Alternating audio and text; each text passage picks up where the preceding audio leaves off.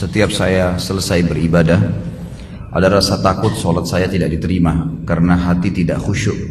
Terkadang pikiran masih kemana-mana, hati masih berpikir kotor, sahkah sholat saya? Ketakutan yang berlebihan membuat saya mengulang-ulang sholat saya. Apakah saya terkena penyakit was-was? Bagaimana solusi untuk mengatasi was-was tersebut? Pertama tentu kita harus menyadari ya, setiap ibadah itu pasti digoda oleh syaitan untuk kita tidak lakukan maksimal, atau kalaupun kita lakukan maka berkurang pahalanya. Maka tentu saja kita harus bisa melawan itu, atau harus bisa melawan, tidak boleh kita diamin, tidak boleh didiamkan. Jadi cara melawan kiat-kiat melawan syaitan, pertama menyadari bahwasanya memang ada syaitan yang menggoda kita, membisikkan. Setiap bisikan negatif jangan diiyakan. Riya lah, menghayal ya, itu harus bisa dilawan. Yang kedua, kita belajar konsentrasi. Konsentrasi itu dengan tenang ya. Konsentrasi itu kan akan bisa didapat. Konsentrasi itu bahasa sederhananya sebenarnya sih tenang dalam melakukan sebuah perbuatan ya gitu. Jadi kita lihat orang-orang yang konsentrasi itu, kalau baca ayat tenang, kalau melakukan satu perbuatan tenang ya. Dia fokus sehingga memang maksimal dalam gerakan, dalam ucapan, penyampaiannya, tutur katanya, semua tertutur rapi gitu, tertata rapi.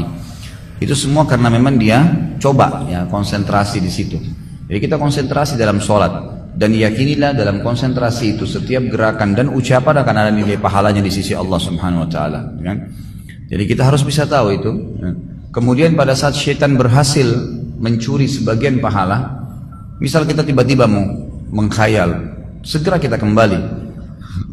Karena Utsman bin Abi Mad'un radhiyallahu anhu berkata dalam sebuah riwayat Bukhari, "Ya Rasulullah, saya setiap kali sholat, sering kadang-kadang saya menghayal, kadang-kadang saya kembali." Kata Nabi SAW, itu godaan syaitan yang berjulukan atau bernama khinzib atau khanzab. Ada dua riwayat yang menyebutkan tentang barisnya ini, yang bertengkar di sebelah kiri kuping musolli, yang mengingatkan dia semua apapun yang membuat dia tidak konsentrasi. Kalau datang kepadamu, bacalah isti'adzah a'udzubillahi minasyaitonirrajim dan meludahlah sebelah kiri 3 kali dengan ditiup.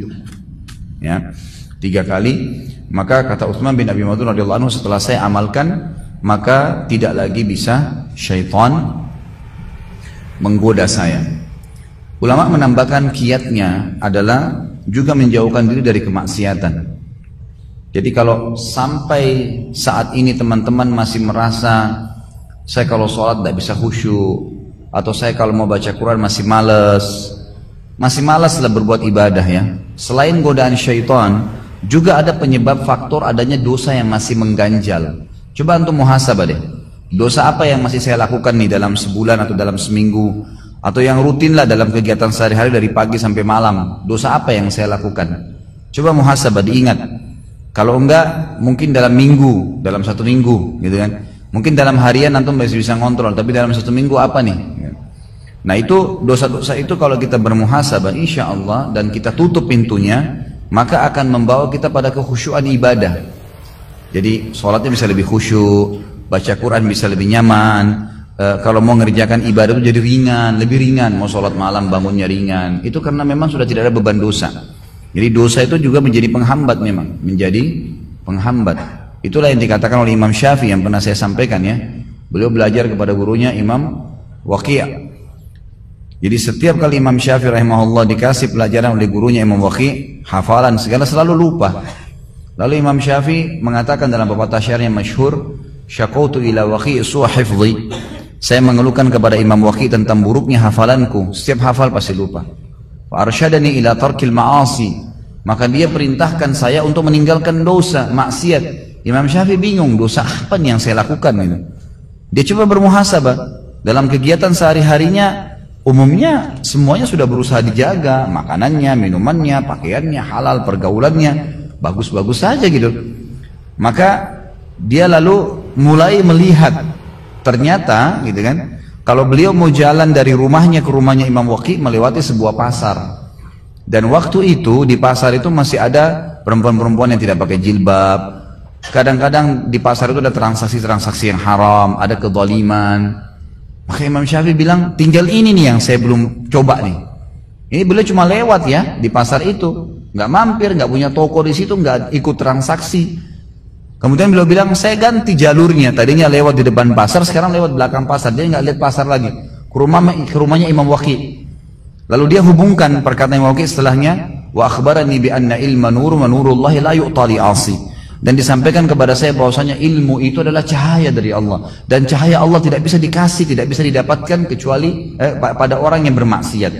Dia bilang, setelah saya ubah jalur jalan saya itu, maka saya temukan kalau saya buka kitab, kata Imam Syafi'i, buka kitab, maka saya tutup sebelahnya, karena kalau saya buka ketika saya hafal semuanya, gara-gara meninggalkan kemaksiatan. Jadi memang dia bisa menjadi penghambat itu.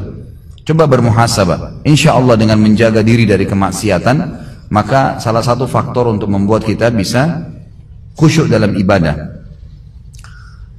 Yang berhubungan dengan pertanyaan ini, ya, tidak boleh kita mengulang-ulangi sholat, kecuali ada udzur syar'i, batal, keluar angin, tiba-tiba teringat belum wudu, tiba-tiba baru sudah sholat, sementara sholat asar misalnya ternyata baru terdengar azan, belum masuk waktu, berarti itu harus memang dibatalin. Tapi kalau hanya karena tidak khusyuk lalu diulangin, ini godaan syaitan yang lain lagi nih. Karena ini perbuatan bid'ah, nggak boleh ngulangin sholat yang sudah dikerjakan.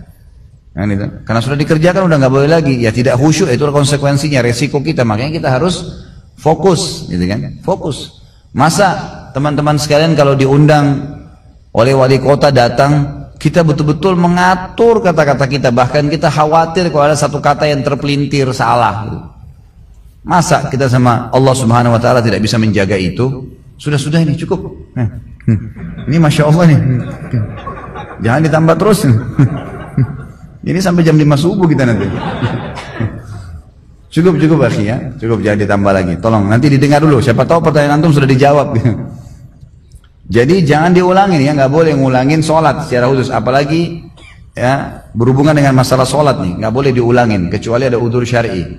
Misal belum masuk waktu tadi, gitu kan, maka baru masuk waktunya ya kita batalin, kita sholat lagi. Atau sudah selesai sholat ternyata memang belum masuk waktu, atau tidak punya wudu, atau salah kiblat, hal-hal yang mendasar itu diulangin, gitu kan. Tapi kalau enggak, maka setahu saya nggak boleh, itu was-was. Ya. Apakah saya kena penyakit was-was? Ya jelas, penyakit was-was. Dan saya sarankan yang bertanya ini membeli buku yang pernah saya bawa, itu judulnya Bahaya Penyakit Was-was. Dan di situ ada solusi-solusinya. Terbitan Pustaka Tazkiyah, harganya kurang dari Rp20.000. Baca dan insya Allah mudah-mudahan poin-poin di dalam buku itu akan bisa memberikan jawaban kepada Anda.